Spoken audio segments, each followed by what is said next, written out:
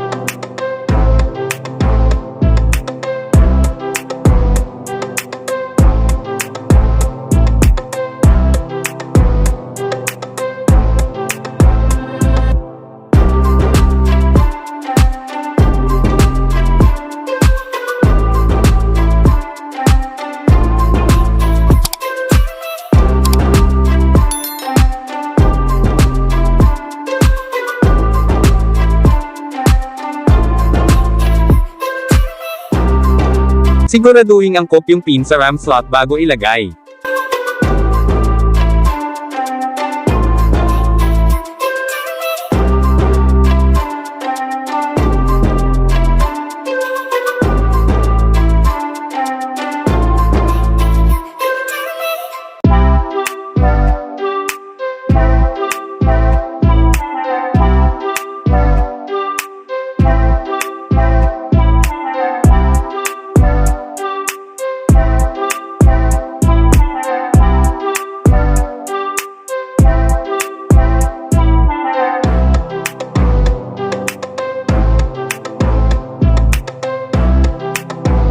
Diinan kapag sigurado nang nakaangkop yung RAM sa RAM slot at hintayin mag-lock yung dalawang RAM slot clip.